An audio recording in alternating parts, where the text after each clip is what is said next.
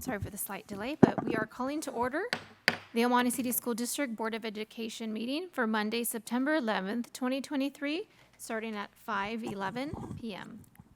Okay, we will now do roll call, starting with Ms. Cobian, Present. Ms. Flores, Present. Ms. Rivas, Present. Mr. Segris, Present. and Mendez Garcia present. Okay. We will now stand for the flag salute. Today, we do have a student, Andrea Castaneda, 8th grader from Columbia School, who is with us today to help us in reciting our flag salute. If we can please stand. And whenever you're ready, put your hand over your heart. Put your right hand over your heart. Ready? Begin. I pledge allegiance to the flag of the United States of America and to the republic for which it stands, one nation, under God, indivisible, with liberty and justice for all. Thank you. You may be seated. Thank you, Andrea. Today's meeting is in remembrance of September 11th, and in quoting President Biden, today, in honor of all the lives we lost 22 years ago, who have given their whole souls to the cause of this nation, every moment since.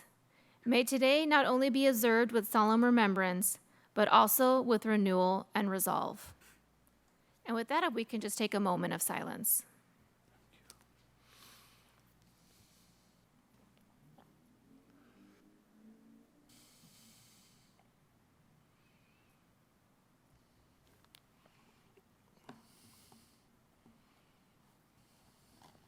Thank you.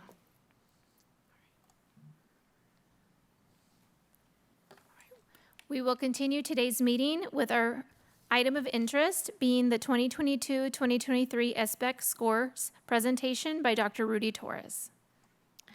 Good evening, President Mendez Garcia, Governing Board members, and community members. It is my pleasure to introduce Dr. Rudy Torres, our Director of Instruction and Assessment, who will be presenting our 2022-23 SBAC scores, and he will be sharing our plan to address our needs regarding student achievement.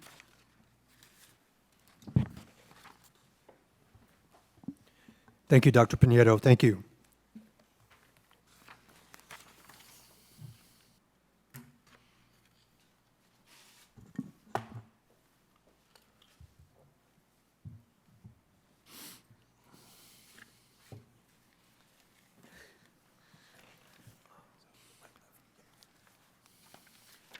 Thank you. So tonight's presentation is a review of last year's standards balanced assessment scores, but I think equally important is our school district's response.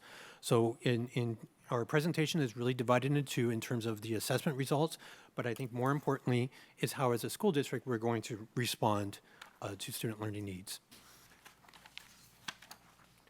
And so when we think of student performance measures, I'd like to just point out just briefly the idea that student achievement is a measure of school performance. I want to make sure not to situate any deficits, anything with respect to our students, but really looking at the accountability measures as related to our schools and our institutions. Ultimately, leadership is tasked with improving student measures, but ultimately this is a response, the actionable responses that we as leaders will undertake. Mm-hmm. I also wanted to point out before we begin, a way of looking at the data. Okay, so I put a graph at the top in terms of how we can understand student performance. And so at the very top is what we call the intervariability of student demographics, right? So these are our demographic indicators. And very often we think of ethnic demographics, economic demographics, but in many respects, these demographics intersect. Equally important are the perceptions and beliefs to the right regarding student learning. And so when we talk about different approaches to student learning, different approaches to working with our staffs, we're really talking about perceptions of student learning, how our educators view students and view student learning environments. On the other side of that is processes, instruction, and programming. And so an example of that would be our EL programming, right? That's just an example. It could be GATE programming, it could be any other programming that we have to support our students. If we take a look at this and we look at the bottom, this is where we tend to look at the metrics, right? We tend to look at the metrics as simply a number, but in reality, the metrics are symptomatic of how the top three spheres interact. Okay, so tonight when we look at our SBAC scores and we look at student performance, we're really only going to be looking at the bottom. But I'm going to be circling back to take a look at how these intersect, which will inform our response moving forward. And so just really quickly, in our assessment results are in mathematics and English language arts in grades 3 through 8. Our science scores, our CAS scores would be in grades 5 and 8. And this evening, when I'm referring to different performance levels, we can see off to the right where it says 1, 2, 3, and 4, or standards not met, standards nearly met, standard met, and standard exceeded. Ideally, we want 100% of all students to be scoring in 3 and 4. When our students are scoring in the 1 and 2, that just outlines the work that we need to do in order to support our students to achieve at higher levels. So let's look at the first graph. So the first graph is last year's overall student performance. So the graph on the left are English language arts results. You can see if we take the top two and we add them together, we can approximate 47% of all students met or exceeded standards. However, on the other side, which is on the mathematics in grades 3 through 8, the total aggregate score you can see is 18%, so 36% of all students in the El Monte City School District met or exceeded their standards. Another way to look at that is just in terms of identifying our work is if 36% of students met standard, then 74%, my math is right, ironic, right? I'm talking about math. 74% of all students did not. And so 64% of all students did not. So we want to take a look at, when we look at our approach, how we're going to address those pieces. Equally important is looking at the trend. Now we can go back further, but I just think it's important for the purpose of our discussion or presentation tonight is to look at a 2-year trend. So if we look at a 2-year trend between 21-22 and last year's current assessment cycle, we see very little growth, right? 1% wouldn't even be considered nominal. It's really just a minor fluctuation in terms of student performance. Same is true for mathematics. If we take a look at 21-22 to the current school year, which was assessed last May, we see again about a 1% increase in student performance, which is really just nominal. I share that with you because in a little while, when we talk about our response, it's important to point out how these numbers fit into the system or how our schools are systematized to support student learning. So we'll talk a little bit about that. This is the 5th and 8th grade science test. You can see how our students did in terms of their science performance. I think equally important, and if we look at, again, over a 2-year trend, we can see that it's relatively stable in 5th grade. Nominal increase, but we don't see a breakthrough in terms of student performance, but we do see a nominal increase in 8th grade. I would like to add that this is also a new curriculum that came on board last year, something that we're still working with, but for the purpose of standardized reporting, we just see nominal increases. So I'm going to leave this graph up for just a moment. This will show a 2-year trend in grades 3 through 8 for English language arts. If we take a look at and we just kind of skim across the top for the purpose of the presentation, we can see numbers are slightly increased. We see some stability in 6th grade. We see some stability in 7th grade and 8th grade. We do see some nominal increases again in the lower grades in 4th and 5th grade. But for the most part, we see our student performance relatively stable.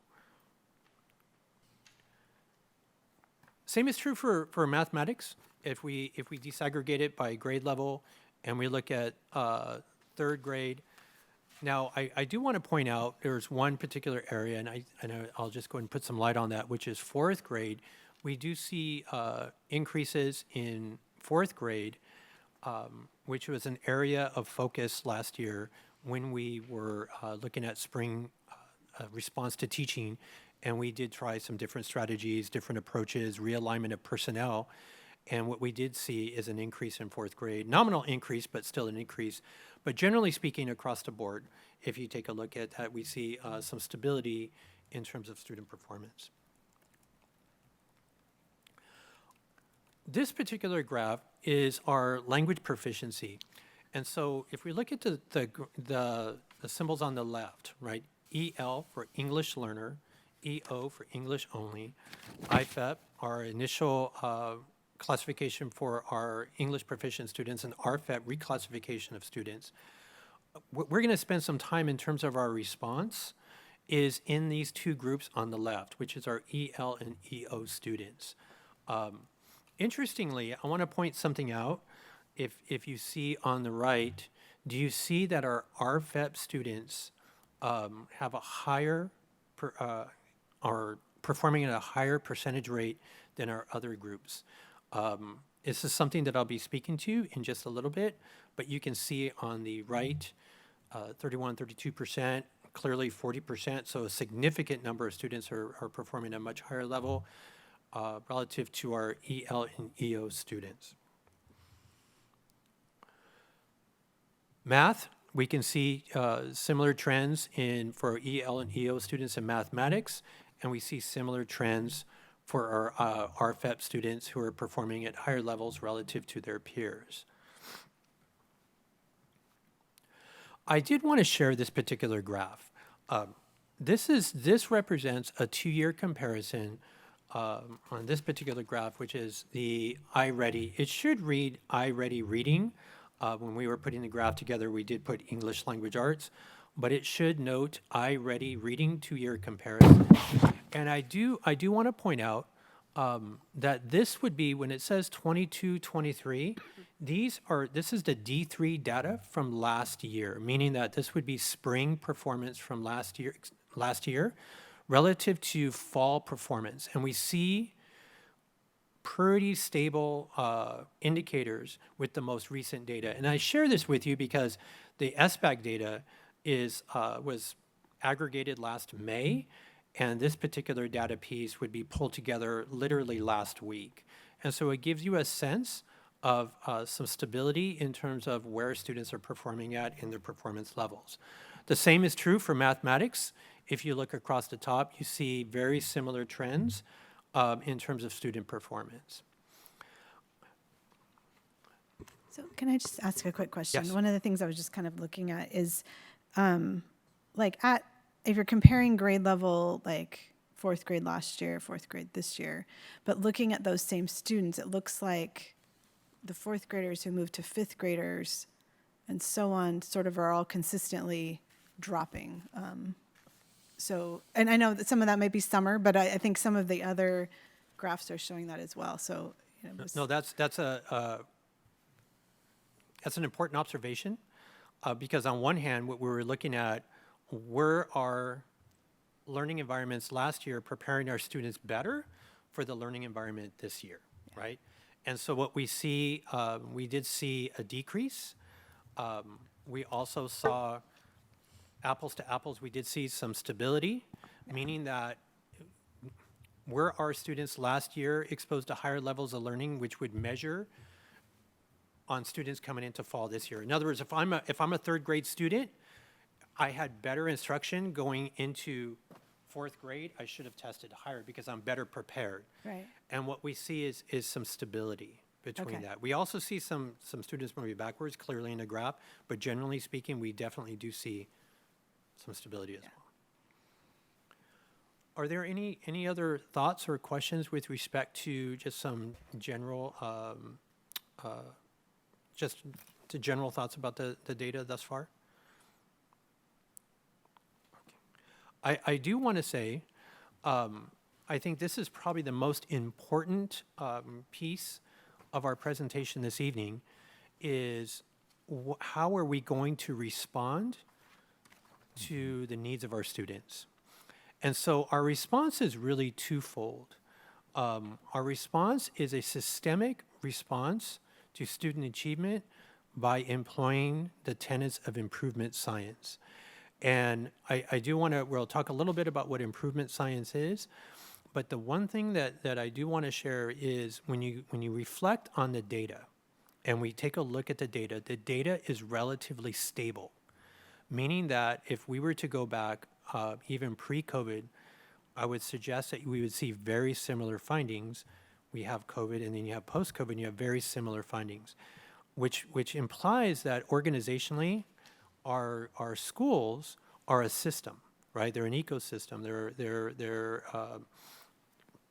professional practices that will continue, and they're producing the results that they're intended to produce. And so to disrupt that is to approach this through an improvement science lens. The other side of that is, you may have heard in different circles, that we've reorganized the Office of Instruction to meet the needs of 100% of our teachers. And so in the process of reorganizing the Office of Instruction, we now no longer have our TOSAs assigned to school sites so much as we have all of our TOSAs available for 100% of our teachers to support instruction and instructional strategies. And we'll talk a little bit about what that looks like. So if we take a look at through improvement science, a key piece of this is improvement science is based on systems thinking.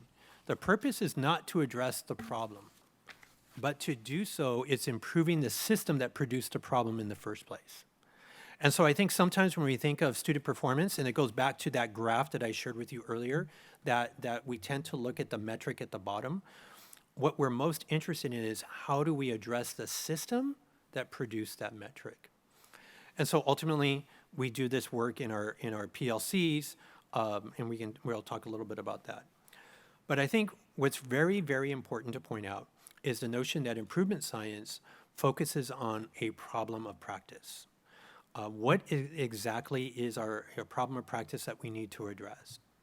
And so if we look at the graph on the right, it illustrates a group of students who are performing at a higher level. So do you see where it says mid or above grade level and the band is 1? And we see a split between students. The top band is 43%. So those students are non-EL students. The student band right below that are EL students. These are emergent bilingual students, students who are acquiring a second language. And this is something that we would expect to see. We would expect to see a break between these two student groups because one group is acquiring language. What's really interesting is that if we look at the other two groups that really represent 50% of the student body at this particular grade level, which is 4th grade, you notice that English-only students and English emergent bilingual students, or EL students, are relatively scoring the same. And so the assumption is that our students are reaching a level in their language proficiency or literacy. And so and this is a sample of 4th grade. If we went back to the SBAC sides, we would see this similar pattern in all the other grade levels, but we decided to go a little bit deeper in 4th grade. When we share this information with our principals and our TOSAs as we continue to work with this, we went really deep to understand if we see this pattern in iReady, looking at text, looking at comprehension, looking at reading, and we see the same pattern. And what the pattern implies is that our students are plateauing when it comes to language acquisition. And so the question is, what is language acquisition? Language acquisition is the vehicle by which we access content. It doesn't necessarily imply learning a second language so much as it implies the literacy skills, the comprehension skills to access content. And so for our students to perform at higher levels, they need to be able to have access to the content, English only, including English learner students. Going back to key characteristics of improvement science, and I'll share with you an example of this in just a moment. Our work is based on a problem of practice, which I just shared with you. We need to really understand the system that produces the problem, and I'm going to share with you how we go about that. But it's really understanding the system. I want to give credit to our teachers. Last year, I had the good fortune to step into many classrooms, to visit many schools, and I feel very comfortable saying our teachers are working very hard. What this focus on improvement science does is it allows our teachers to have an in-depth look in terms of what's contributing to a lack of language acquisition that's inhibiting our students to have access to all academic content.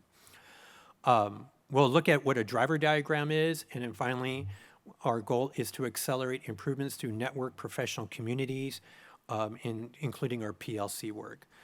This also includes our recent work with our administrators, spending a considerable amount of time in classrooms, providing feedback to our teachers in order to drive instruction in their classrooms. So this is what's been called a fishbone diagram. It's funny that the term fishbone is now just part of everyone's vernacular. In fact, I think it's even become a verb, like we're going to fishbone this activity. But what it does is it allows us to have an in-depth look at the problem of practice. And so if our problem of practice is language acquisition, our staffs go through the process in determining what is producing that problem of practice. What is really important about this exercise is that it's site-specific. So in many respects, this exercise would look very different at, let's say, Rio Vista School versus Clemenson School versus Potrero School. The idea is that this is an in-depth needs analysis. In fact, just today, we're getting ready for our professional development tomorrow for our administrators, and we went through an afternoon exercise, and it was an incredible exercise in which our TOSAs, again, went through this process to really have those thoughtful conversations about what contributes to this problem of practice in order to guide our administrators and our leadership teams, both tomorrow and Friday, for them to have a real strong understanding about what's contributing to that problem of practice. Once we've identified what that problem is, or excuse me, what those causal pieces are, we then take that information and we put it into action. Last year, a number of our administrators talked a lot about setting goals, but really also talked about, how do we create action from those goals? And so the purpose of this diagram is to take what we call primary drivers, high leverage needs pulled from that fishbone diagram, and we break it down in order to create change ideas, or what the team has come to call focus areas, or focus strategies. And so the idea is that once we've done this analysis, a principal and their leadership team can have a goal for student achievement, but have the mechanism illustrated in terms of how to take action. It's interesting too, when we talk about those change ideas and those focus strategies, that becomes the work of our Office of Instruction to support 100% of our teachers. So this is what a draft could potentially look like. The idea that these primary drivers were pulled from a fishbone activity. You can see, for example, one of the high leverage activities pulled from this particular school site during this draft activity was intentional ALD time, academic language time, the time that occurs opposite of ELD. More specifically, they broke that down in terms of intentional instructions, standard strategies, explicit, this is what's really important, explicit Tier 2 and Tier 3, and then we talked about monitoring CFAs. Interestingly, even our team today started giving feedback on this particular exercise, knowing that we want to circle back to our administrators and our leadership teams to really probe a little bit deeper on some of these change ideas in order to help our teachers have concrete examples, concrete strategies that we can help them focus on. And so what I wanted to do is first say thank you, but also just Questions, clarification, anything that I can share on specifically? I have a question. Do they get a practice test before they take this SBAC test? Do they get practice? And are they given any idea, any topics they need to look into before they take the test so they're prepared, or do they just take it out of the blue? Throughout the year, in particular in our math plan, there are elements of the, we'll call it SBAC test Okay. prep that is built into our math plan. There are, and I cannot think of it for the life of me right now, when IABs, what does IAB stand? Interim, yes, the interim assessments. And- And those are built in to prepare students for the SBAC Do test. the students find out how well they did? Is there a report back to them? No, not that I'm aware of, no. Okay. They get their individual test scores. Do That's they? when they find out. But and then teachers also have data chats, sometimes around iReady scores, sometimes around the SBAC scores. Okay. Thank you. I was just, this is just great, and I'm really excited about the real positive steps that we're taking. And I was just wondering, kind of in terms of, like, I know this some of the work of this week. What does it look like then for like teachers, and then the sort of check back in to make sure, like the accountability piece to make sure this is forward? So that's a great question. So there's two avenues of accountability. The first avenue of accountability is the actual exercises that we are doing this week, and continuing to move into next week, which is collecting that analysis, collecting those diagrams, providing feedback, and giving that back to our administrator for them to be able to work with their leadership teams to really refine what we expect to see, walking through classrooms to be able to provide that feedback. Equally important are all those change ideas. That becomes the work of the Office of Instruction. Something that I didn't share was that part of our response this year is a robust, and I used the term robust, professional development plan. So an example of that could be currently right now for mathematics, we have mapped out working with every third, fourth, and fifth grade teacher for mathematics, regardless of where they're at in their own professional development with respect to the CGI plan. The same is true for, we have a plan for science, we have a plan for dual language, both in Spanish and Mandarin, we have a plan for TK, and we have, I am missing one. But we are outlining our plan. So our professional development plan is explicitly working with staff to support them in this, as well as administrators seeking assistance for their teachers. Very good. Hi, my question was really related to how you said you revamped the TOSAs, right? Can you give a little bit more information, like the model before, what kind of sparked that change, and then like what the new model looks like and how that's going to be supporting the work that you were mentioning today? Thank you for that question. So prior to my tenure here in El Monte, it's my understanding that our TOSAs were instructional coaches assigned to school sites. And so much of their work was meant to meet the needs of that specific school site. Whatever that work entailed, that was directed by the site administrator. Mid-spring, when we were talking about the best way to meet the needs of students, each one of our colleagues in the Office of Instruction outlined their strengths as well as areas that they needed to grow. And so outlining their strengths, they had realized that they can contribute to multiple elements of our instructional programs. But they also recognize that their colleagues also had strengths that could complement them and vice versa. And so the thought is that we would focus on our own specialties that we felt that we could contribute greatly to, as well as certain grade levels. And this allowed us to really bring our TOSAs back to the Office of Instruction so they can specialize in what I would call lifespans, grade spans, as well as specific content areas. That's not to say that there's not overlap. One of the things that this improvement exercise has shown all of us, that above any content, literacy is paramount. And so in order for our students to have access to any content area, there needs to be literacy, which is why we want our folks to be able to work together as well, to complement each other on what those literacy strategies look like in their respective content areas. If I can just add a little to that as well. Another conversation that we were having around our TOSAs was the equity work that we've done here in the boardroom. Because, you know, we know that 14 TOSAs divided by 14 schools is not the solution, right? And so we want to make sure that as we deploy resources throughout the district, we're deploying them with an equity lens. And it's not one school gets the same thing, but what are the needs of each individual school, and we meet those needs.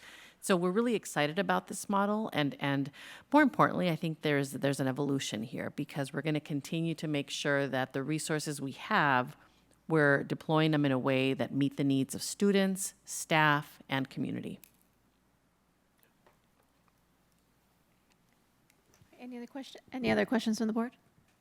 Okay, thank you so much, Dr. Torres. Thank you your for the time. opportunity. Thank you.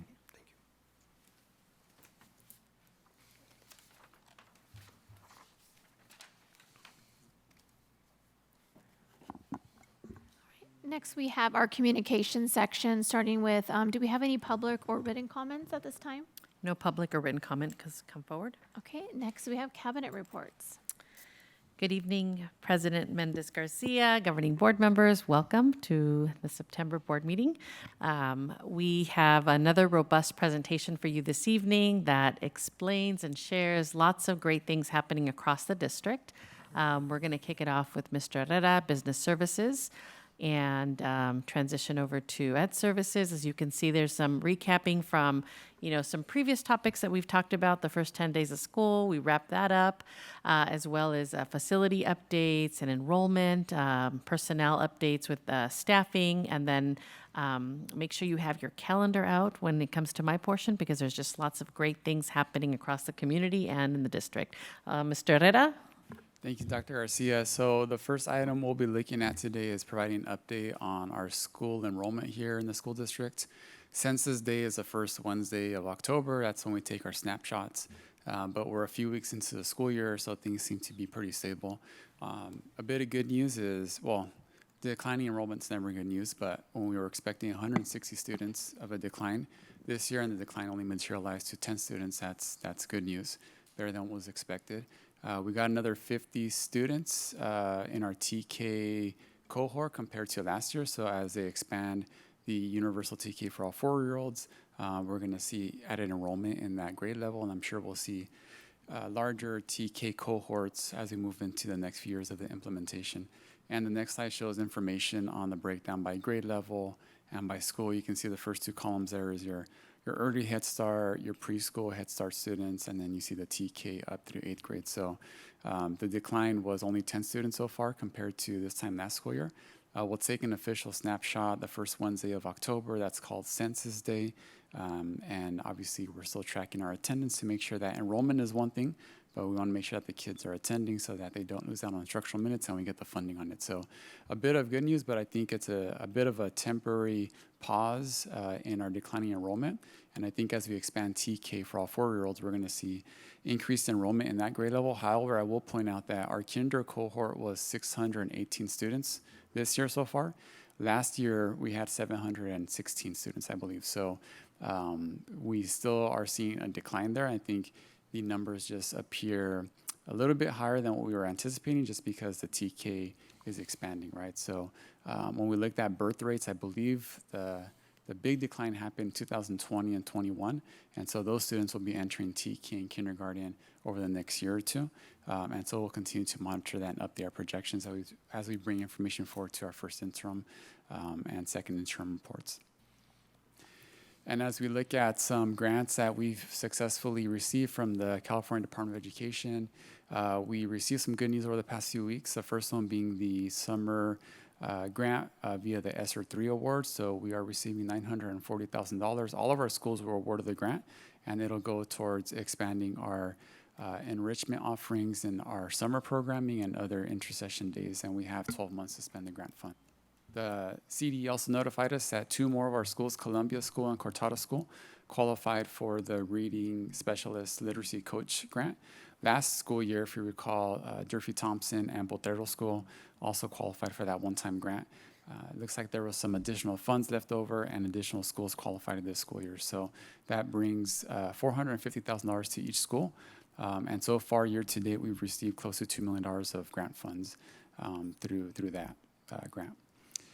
And as we move on to the next slide, just an update in the area of facilities. Our community has done a wonderful job supporting our bond initiatives over the past few years, and we have a duty to make sure that we maintain our facilities in good repair. To that end, we've added another maintenance position to our staff, and so we're very excited to welcome our new staff member on board as we continue to maintain our facilities in good repair.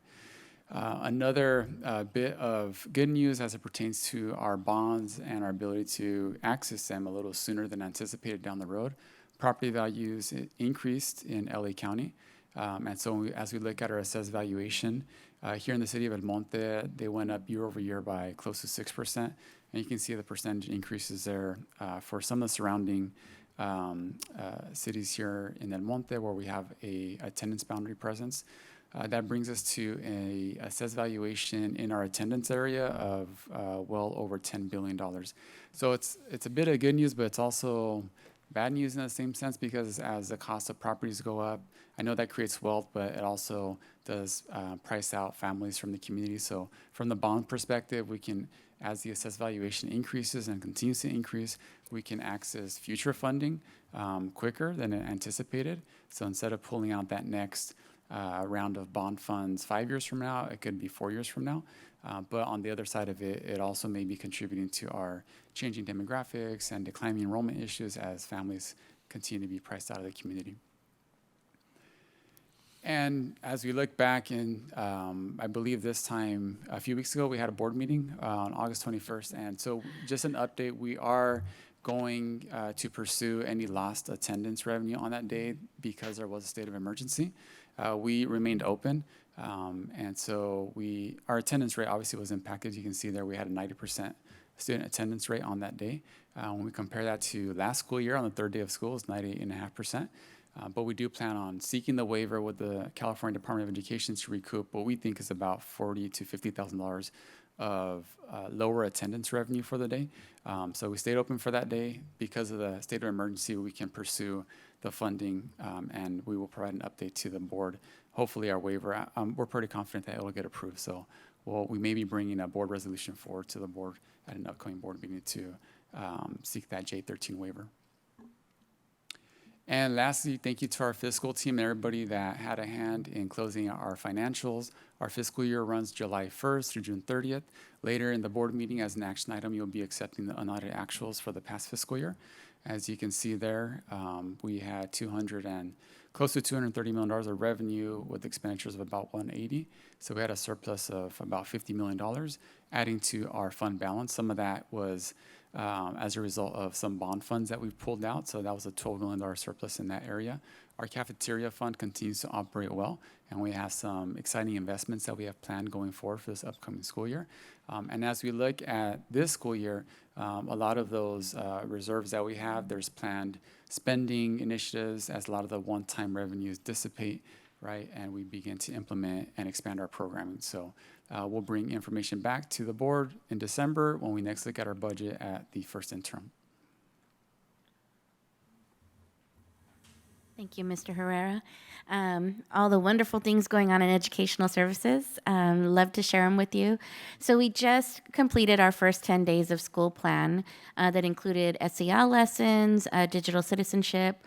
I believe we spoke about this last time.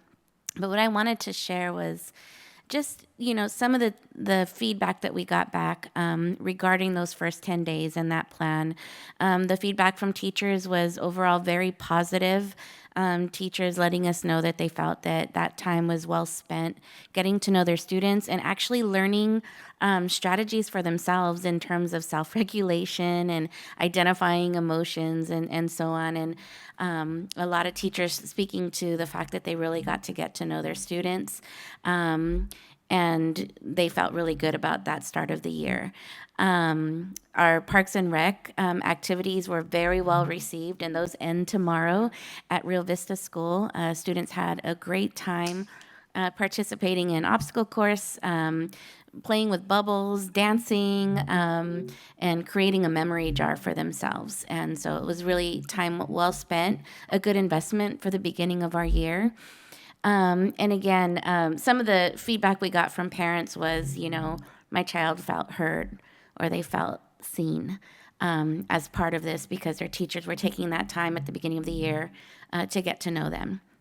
We did send out a survey to our teachers, and we'll use the results of that survey in terms of pacing of the plan, number of lessons, some slight refinements, enhancements that we want to make, but overall very well received.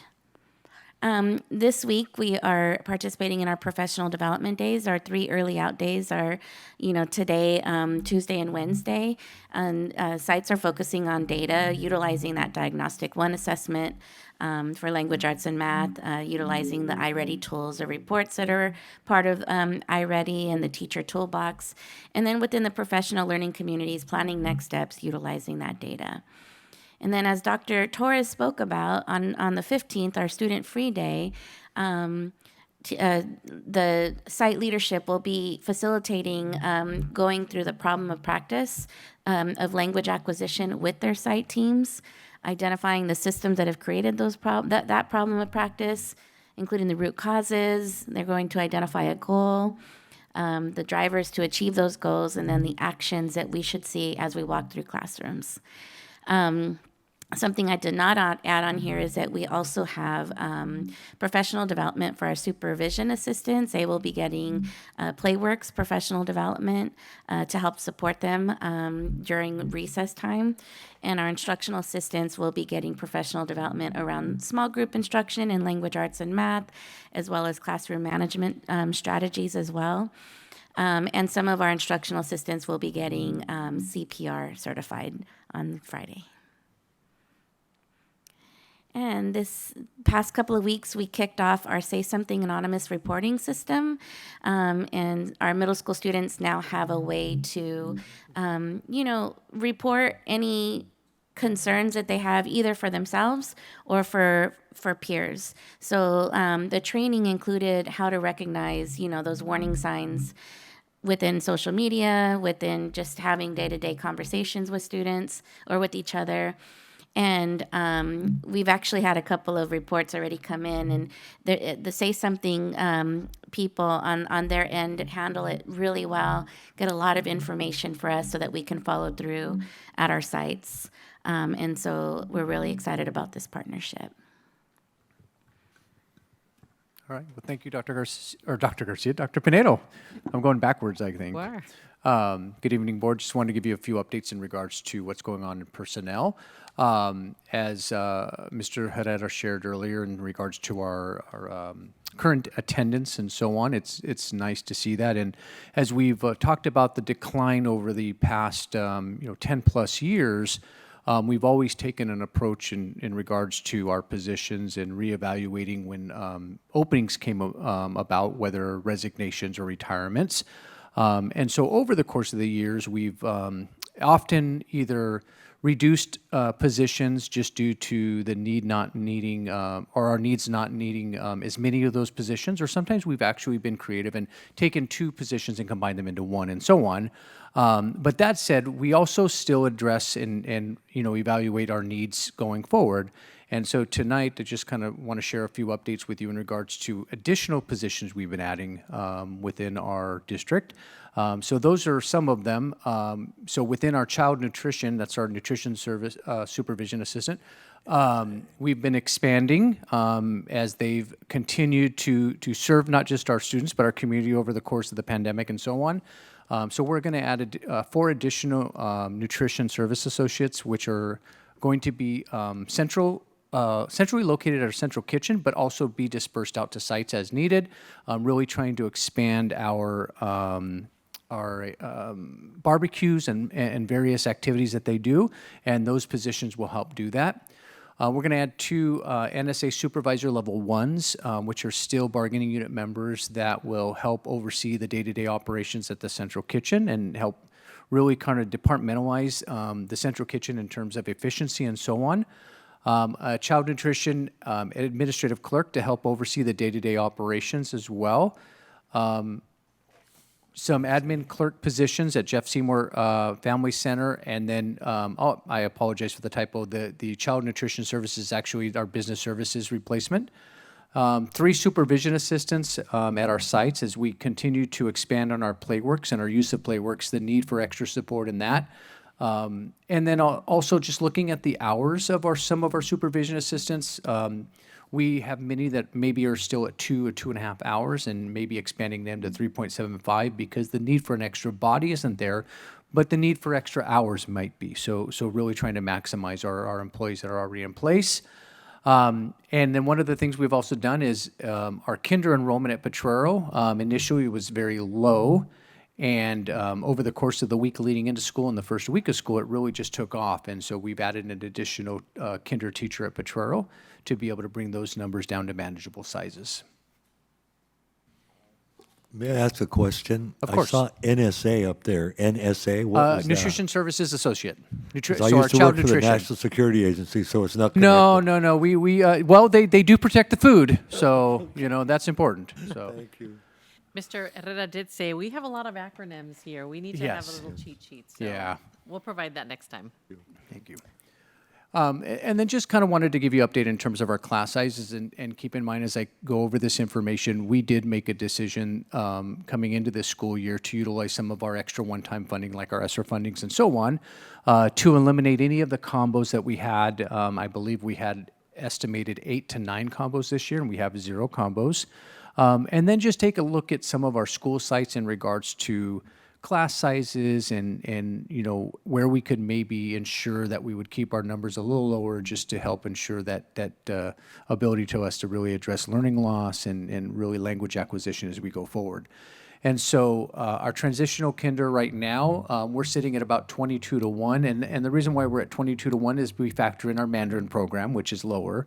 Our max that we can have in any of our transitional kinders with the Universal Transitional Kinder program is 24 in a class with a ratio of 2 adults, for that 24 group.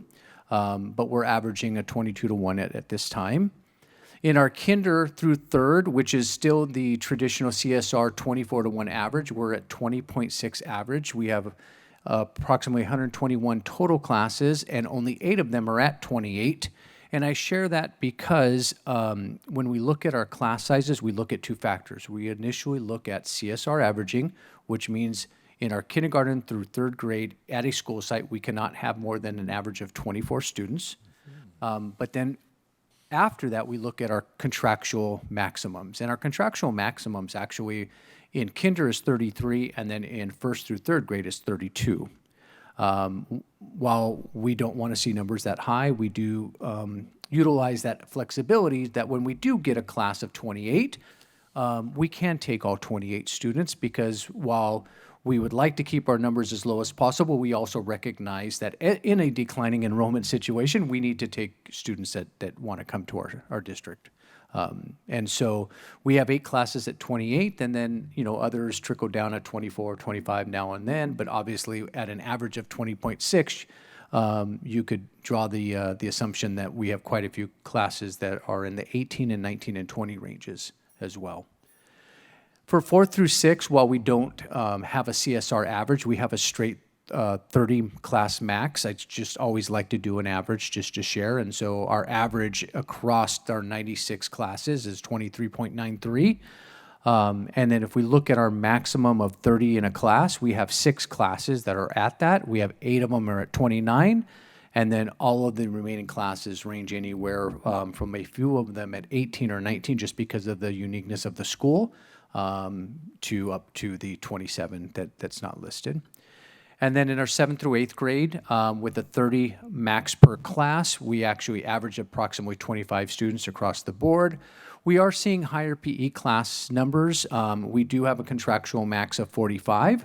And so we're seeing some numbers in some of our PE classes that are a little higher than years past, but a lot of that has to come has to do with the fact that as we continue to decline, our staffing ratios drop, of course. And so when we start looking at our requirement to ensure that we have core content for all of our students, along with an elective and then PE, sometimes we have to drop one PE class in order to ensure that we have enough science or history or so on, and that means that impact in our PE area. And then finally, we're looking at finalizing a transition of an additional TK class at Rio Hondo. And if we get at least 10 students, that means we've maintained our enrollment from last year, right? If it was shared earlier that we were 10, but we hope to get 24 out of this. We had quite a few students on our waiting list when we started the school year, and so what we did was we reached out to those families on the waiting list and asked them if we were to open a transitional kinder at Rio Hondo, would they be interested in be able to travel there? And we felt we had enough interest to do it, to make it worthwhile. And it also, gets our students or get these students into our schools, which means the likelihood of them remaining with us is very high. And that's important for the future here. Thank you, Mr. Sullenbach. As promised, lots of community events for you to take note of, and we'll make sure that we put these, share these dates with you as well.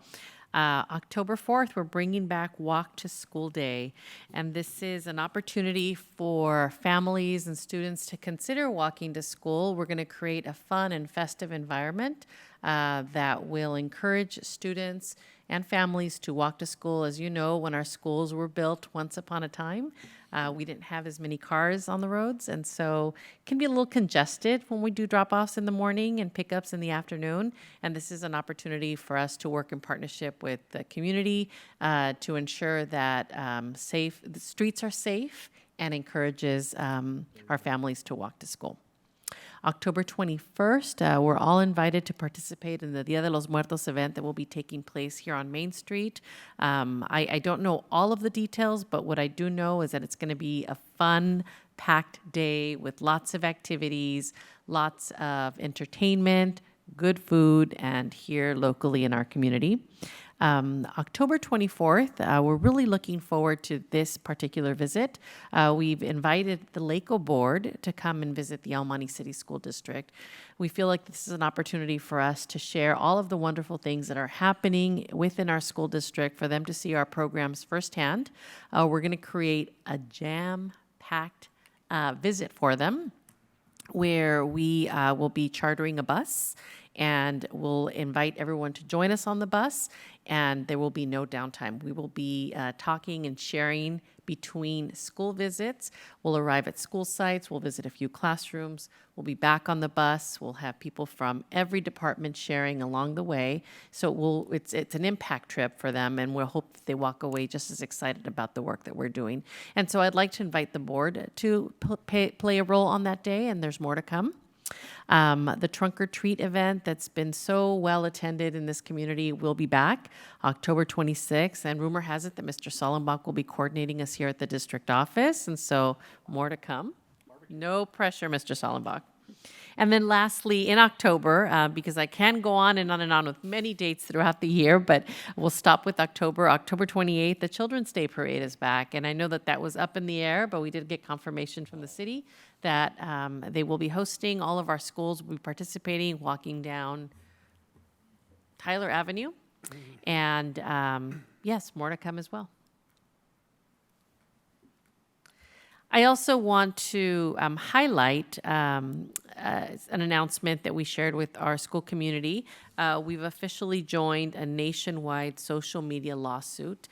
This is a lawsuit, our district, along with many other districts across the nation, are participating in this class action lawsuit against social media companies.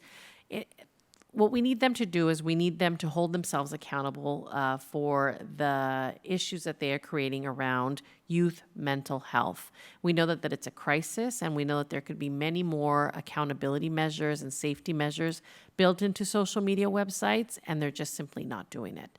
And so there is lots of research from many prominent offices, Pediatric Association, et cetera, that says that social media is really creating this decay in our young ones. And we want to make sure that we stand in solidarity with other organizations and school districts that feel really strongly about protecting the mental health of our youth. So more to come on this as well. As we wrap up the idea of our first 10 days, we also were out there visiting schools. So we were at school sites the first 10 days. Every single classroom, we were able to walk in, welcome our teachers back. Our students did not skip a beat. You know, the leader in me is very much present within our kids. They walked up, they introduced themselves, they told us exactly what they were working on. They helped to give us a tour of classrooms. And it was just a great overall way to just kick off the year for us. And as you can see there, lots of smiles, which is the way I continue to describe the start of this school year. And then I think this is one of our last slides. The Dream Team update, deliveries are still being made. I think we received a saw that was requested by one of our teachers in our woodshop, a woodshop teacher. And so it was one of our last deliveries that we received last week. That was delivered, but lots of smiles as well to staff. And the requests, like I mentioned in a previous update, have just been so wonderful to see, very much centered around each other, students, well-being, just a positive vibe. And so we're definitely going to keep this new tradition alive. Any questions? I think the board is, thank you so much for the cabinet for their presentation and giving us informed of everything that has happened and is going to be happening in the next few weeks. Okay. At this time, we'll move on to board member communications, starting with Ms. Cobian. Thank you. I just wanted to say that first 10 days was really awesome. I got some really positive feedback from students and parents that I interacted with. So the things that you said, is also, out there in the community as well. So I want to thank you for that. And I think it was a really great way to start the school year. And that's all I have today. Thanks. Ms. Flores. Good evening, everyone. I had the opportunity to attend New Lexington's Back to School Night, and it was such a great evening. I started off.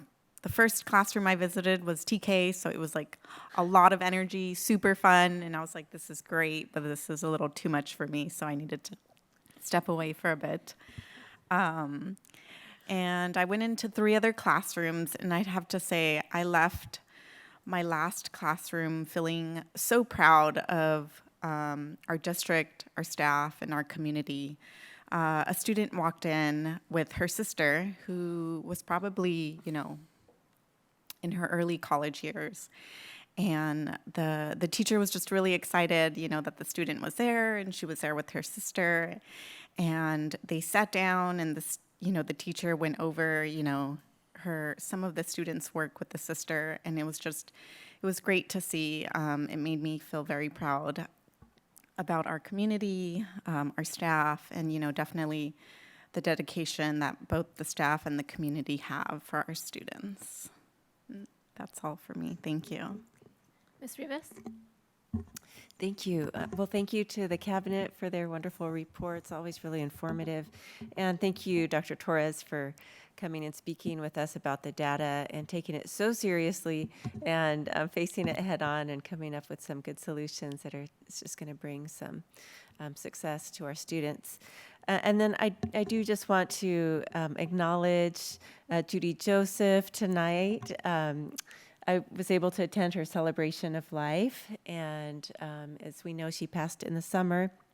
And she was my students' teacher, my own kids' teacher for several of my kids, and as we know, EMETA president and advocated for teachers and worked together with the district, and just a wonderful woman. Got to speak with her lovely daughter, and her school community showed up for the celebration, as did the district community. It was a wonderful event, but again, just wanted to acknowledge Judy Joseph and the legacy that she leaves this evening. Mr. Segrist. Yes, I have to be so sad to announce the passing of Fernando Ledesma. If you knew him, he was the former assistant superintendent of El Monte Union High School District. He was also in charge of the adult school program, and I remember him especially because he hired me many, many years ago to teach ESL, a truly wonderful educator. And I heard about this today, so I'm so sad about that. Also, we mentioned 9/11. Thank you for bringing up 9/11, what happened. Some of my colleagues that are still working in the government, in the CIA, NSA, they remind me that one of the problems with 9/11 was we didn't have enough Arabic translators to translate documentation, which might have been a preventive measure for that. Also, a lot of people in our community, especially Nativity Church and the Seventh-day Adventist Vietnamese Church on Peck and Bryant, are asking, are we going to ever have a bilingual immersion program in Vietnamese and English? Because they tell me that they feel there are enough people in our community that would enroll their children, whether they're Vietnamese or not, and our English-speaking children could take great advantage of that, because the more languages you know, the more cultures you're familiar with, the better off you are in life. Also, I hope that we would begin to spread the word that there's a scholarship every year from 4th grade to 11th grade. It's $1,000, and they allow one per school. The people have to have the scholarship sent to the school directly. It's the Ben Carson Scholarship. To my knowledge, he's given around 8,000 of them to date. So I think we should share that with every one of our schools. I do know one person who won it, and a young man who was in 8th grade. His sole thing for community service was he goes down his street, he takes the senior citizens trash cans out, puts them back, and he has pretty good grades too. So it's the Ben Carson Scholarship. It's online. And if you're unfamiliar with him, he was considered the dumbest kid, as he said himself, in 5th grade in the Detroit school system. He ended up being the youngest neurosurgeon ever at Johns Hopkins University, giving back. So that scholarship is available starting again. It's open every year. Thank you. And just to wrap up communications, just one thing I wanted to highlight is what a great job our school sites do and the district and the nutrition services with their social media accounts. It's really great for those in the committee, even for us as board members, to really see on a day-to-day basis, because it really is on a day-to-day basis, just to see all the great things that they're doing. It really keeps the community, the parents informed, and again, on the great work that the district and the schools are doing on a day-to-day basis. So just want to, I know that's like an extra thing that school sites are doing and the nutrition services departments to really highlight on a daily basis what they're doing. Okay. And that's just my board comment for today, and I look forward to all the upcoming fall events that are going to be happening in our community. Next, we have closed session. So we have two items here. We have item 1, closed session items pursuant to Government Code 45957.6 on conference with labor negotiators. And item 2, consideration of approval of conference with legal counsel on existing litigation pursuant to Government Code section 54956.9A, student date of birth 11/2/2016. And we are back. We are resuming our open session at 6:49 p.m. During closed session regarding item 1 on conference with labor negotiators, no action was taken. For item 2, regarding existing litigation pursuant to Government Code section 45956.9 on student date of birth 11/2/2016, during a closed session, the board did vote 5-0 to approve the settlement agreement for student, again, date of birth 11/2/2016. Next item, we have approval of minutes. Item, consideration of approval of minutes for the August 21st, 2023 meeting. Do we have a motion? I'll move to approve. Motion by Ms. Cobian. Is there a second? I'll second. Second by Ms. Rivas. Are there any questions or discussion? All in favor say aye. Aye. Aye. Aye. Any opposed? The motion carries 5-0. Next, we have our action and consent agenda. At this time, are there any items board members would like to pull at this time to vote separately? All right, I will now ask for a motion for the action and consent agenda. I so move. Okay, motion by Ms. Rivas. Is there a second? I'll second. second by Ms. Flores. Are there any questions or discussion? Yes, I'd like to discuss item 3 and 6. Okay, so starting with item 3, we have revolving cash and credit card expenditures. What would you like to discuss? My question about the credit card, do we have a credit card where we get a reimbursement back, like from Sam's Club, and we get something back? Do we have any credit card like that? No, we do not currently. But by issuing purchases with vendors on a purchase order, they do have payment terms where if we pay them within 10 days or 20 days or 30 days, we get a certain percentage of a discount on there. But it's something that the business office is actively exploring to look into. Because the reason I'm asking is because at American Legion, we periodically get this invitation from Capital One that said if you get a credit card from them, you get a rebate back. So it just might be something to consider looking into. Thank you. And then for item 6, you noted that you wanted to discuss or had a question.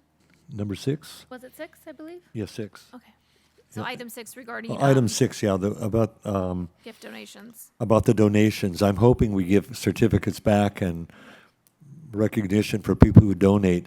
And I would encourage us to look into the Vons Credit Union because they also have a nonprofit that we might ask for donation from there. I know them because I do a lot of fundraising at the Vons Credit Union, and I'll bring some information back on how to maybe apply for a donation from them. Thank you. All right, so for item 9, all in favor say aye. Aye. Aye. Any opposed? The motion carries 5-0. Next, moving on to our actions items, we have item 1, consideration of approval to adopt resolution for the 23-24 school year number 4, proclaiming October 8th through the 14th, 2023 as Week of the School Administrator. President Mendez-Garcia and governing board members, this resolution is a proclamation of gratitude for an incredible group of individuals who are the driving force behind our schools, our school administrators. Administrators are the backbone of our schools. They work tirelessly to ensure that our schools run smoothly, safely, our teachers and staff have the support that they need, and our students receive a quality education and an exceptional experience. They are champions of positive change, constantly seeking ways to improve the learning experience. Our school administrators are the advocates for education, the guardians of our school values, and the champions of our student dreams. Thank you. Do we have a motion for item 1 on Week of the School Administrator? I'll move to approve. Motion by Ms. Flores. Is there a second? I'll second. Second by Ms. Cobian. Are there any questions or discussion? All in favor say aye. Aye. Aye. Any opposed? The motion carries 5-0. Next, we have item 2, consideration of approval for the 22-23 unaudited actuals. Thank you. So before you is the unaudited actuals report. We have to present it to the board by September 15th via EdCode for acceptance by the Board of Education, and this report reflects our financial activity as of June 30th of 2023. Thank you to our accounting department and everyone else that had a hand in closing the books over the summer. All right, do we have a motion for item 2? I'll move to approve. We have a motion by Ms. Cobian. Is there a second? I'll second. Second by Ms. Rivas. Are there any questions or discussion? All in favor say aye. Aye. Any opposed? The motion carries 5-0. Next, we have item 3, consideration of approval of purchase orders. Before you is the August purchase order report. There's 298 purchases totaling $1.78 million. Most of the activities on a few purchase orders, rather large ones, $809,000 to Southern California Relief Joint Powers Authority for our property and liability insurance coverage. So that's the amount that we pay each year as a district, $809,000 for property and liability insurance coverage. $408,000 to Curriculum Associates for iReady math and reading software licenses. We also have a purchase order with Mind Research Institute, $65,000, representing our ST Math software licenses, and $36,000 to Pacific Palms Resort, a venue reservation fee for the upcoming Parent Involvement Academy event that will happen later this school year. Thank you. Is there a motion for item 3? I'll make the motion. Motion by Ms. Cobian. Is there a second? I'll second that. Second by Mr. Segrist. Are there any questions or discussion? Okay, all in favor say aye. Aye. Any opposed? I abstain. Okay, the motion carries 4-0.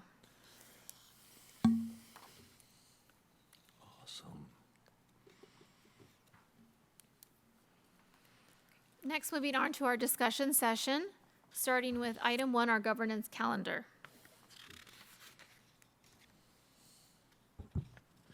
President Mendez Garcia and Governing Board. Normally, we cover some of these items during our board retreat, and so it was shared that we would be covering some of these items throughout the first few meetings, just to make sure that we're on the same page. So we're going to start off with the governance calendar that you have before you.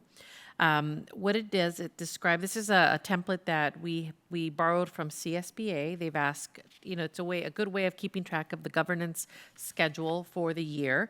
And so it's divided up into different sections, including effective governance, setting the direction for the district, superintendent, student learning and achievement, finance, facilities, policies, personnel, collective bargaining, community relations, and district events. And so we had an opportunity to make some edits and amend it to match this year's needs and requirements. And so before you is the governance calendar for you to look through.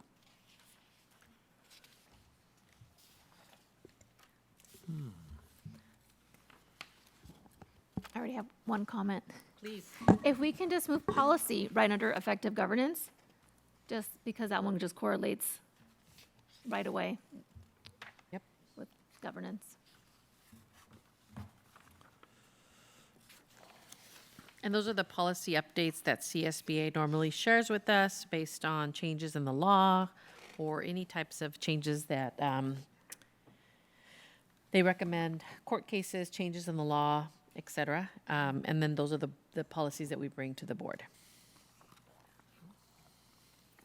And the next, I don't know, for the, just specific, with the annual board retreat, since we kind of saw how last year we needed to kind of have a more open window, so I don't know if we want to kind of put July, August together for the annual board retreat. We can definitely do that, and gives us some space.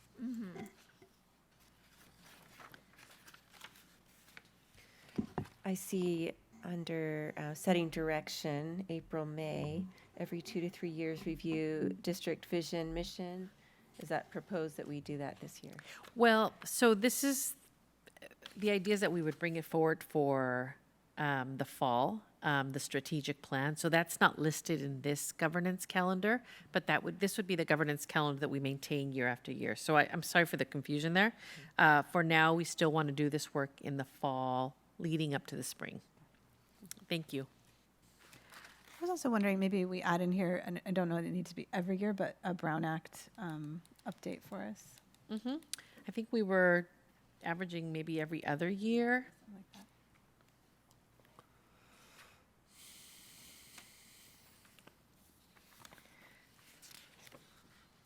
And then on the line for superintendent, for the January superintendent's mid-year progress on goals to the board, I don't know if instead we want to replace that, yeah. What are you thinking for that one? Because I know we usually do your evaluation in Towards the May. end of the year, right. I would agree.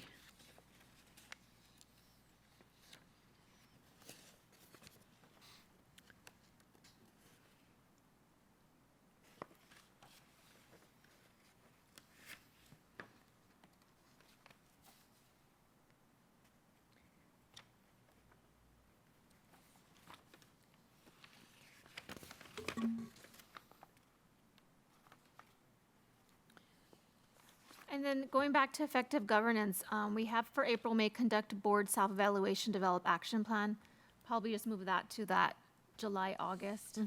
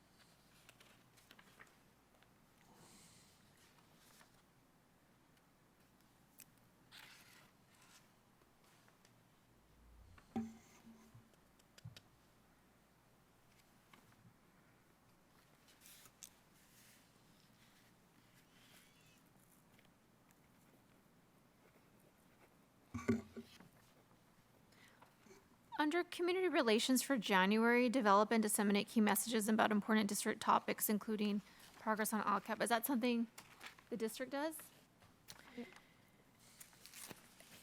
We have, and we've talked about, like, shared information about LCAP. You know, what's interesting is before Parent Square, our communication was a little bit more of a production, right? And so it was, the way it was shared and we try to disseminate with the community was a little bit different. Now with Parent Square, we're able to push out these messages very easily.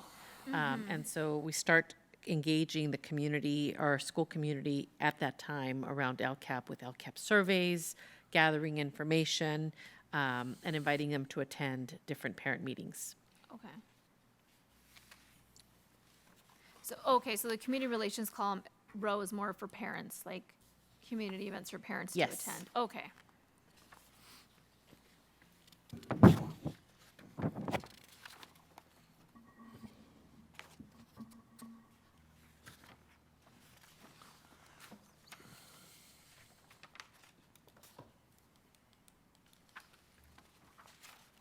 Do we have on here when we put out the annual calendar, like for our meetings, when we set like those meeting dates? And I might have missed it, but I don't know if it's in there. That's in December. Yeah. So in December is when we adopt the calendar for the following year.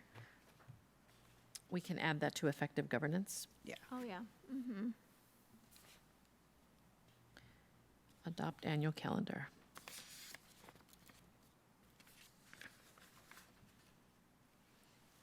And since it looks like we found a good groove with updating our governance handbook like at the beginning of the year, because it aligns with if we have new board members. I know our governance handbook kind of has more I'm going to call it demographic information at the beginning of the handbook. So like right now, if you look at it, it says 2023, but the school information is of last year. So I don't know if we maybe just want to have the handbook just purely governance and then have the demographic information of like the school directory Separately. and all of that be separate. Just a thought, since we now kind of start reviewing it at January, so then it becomes our annual yearly thing that we review.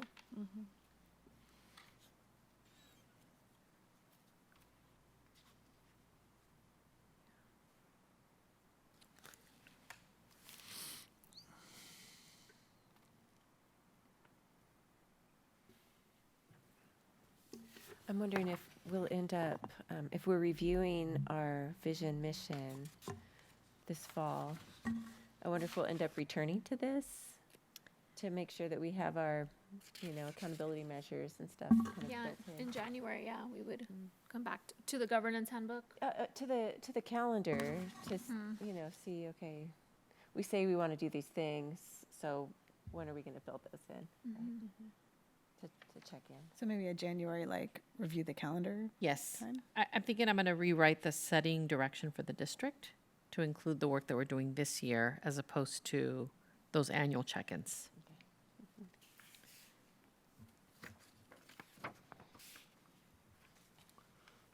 So for our July, August, it's annual board retreat, conduct board self-evaluation, adopt our the calendar, the dates of our board meetings, right? And that's done in July, August?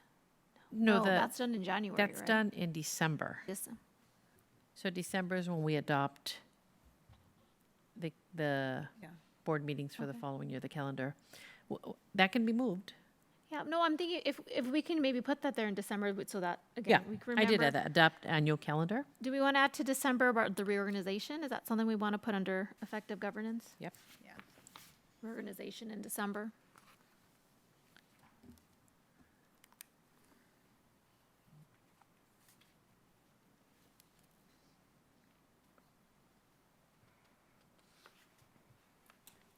I'm just thinking about, future members, future board presidents, just having all those little things highlighted at what we do for the governance would be really helpful.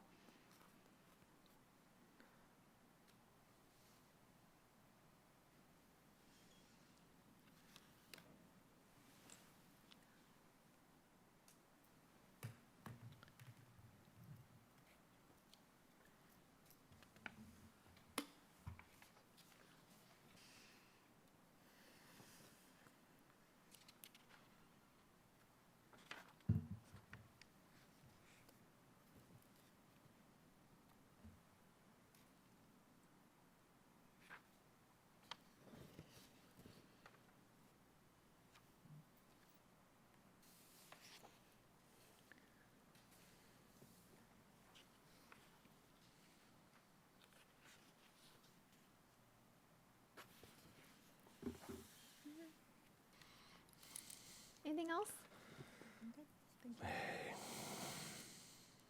The next item, part of the governance calendar is looking at the resolutions for the 23-24 school year.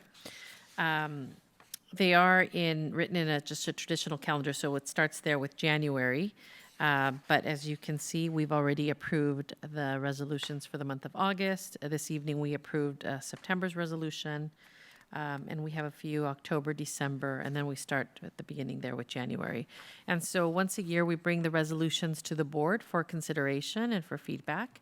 And it's an opportunity to have a discussion about what we want to highlight, and gives us staff the time to prepare resolutions to bring back at the time that's indicated.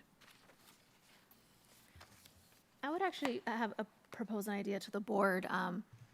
Just that now that we have our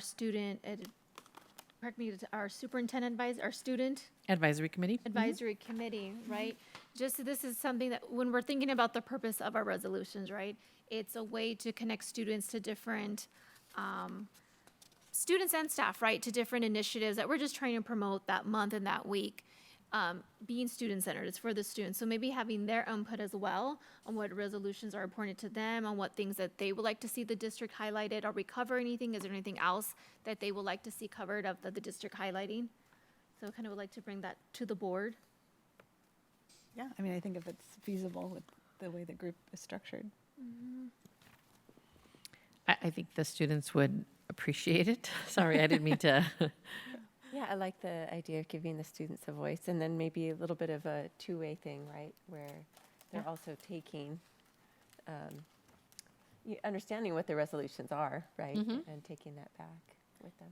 Yeah, and they maybe find one, they're like, oh, we didn't realize that these were things that we're wanting to highlight, and they may want to take it back to their school to highlight it a little bit more. What can we do to highlight, Read Across America or Autism Awareness Month, Do we have none in May and June?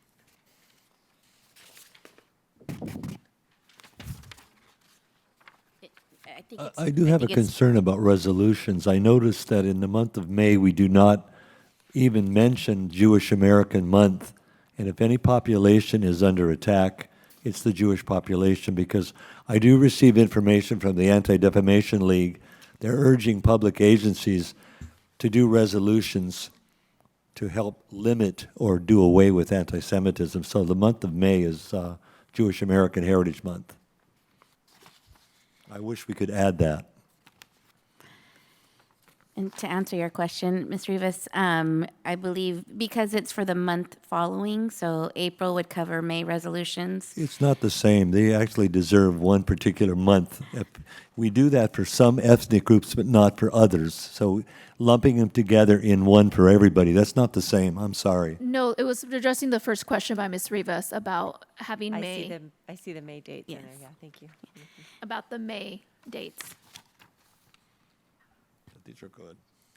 And again, just regards to that second piece, I think having input from the students on the resolutions, right, on what's important to them, what are some things to highlight, we can show them the current resolutions, see if they have maybe some other potential resolutions, and again, get their input into these. Because again, the purpose of these is to really empower students to be more aware of the different initiatives and different communities that we want to highlight.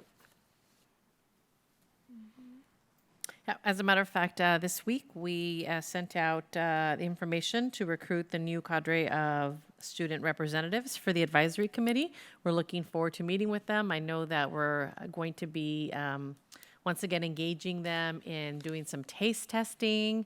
They're going to be part of our LCAP committee and giving us feedback on how they want to see resources used throughout the district, and just a variety of things. We learned so much last year from our students, and so we plan to do the same again this year and take it to the next level, because we're elevating our work this year.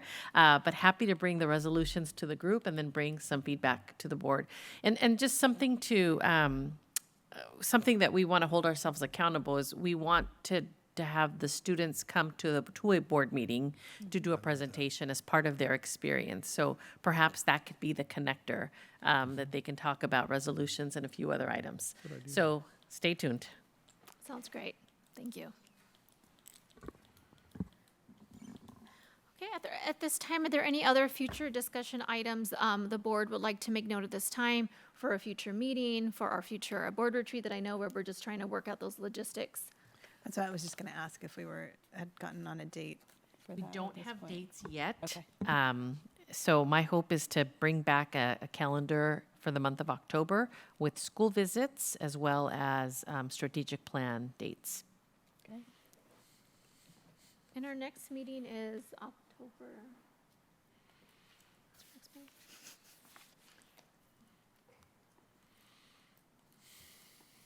October 16th, October 16th. October 16th, yes.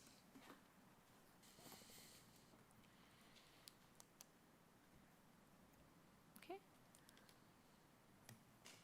All right, if there's nothing else, then we will adjourn tonight's meeting at 7:12 p.m. Thank you.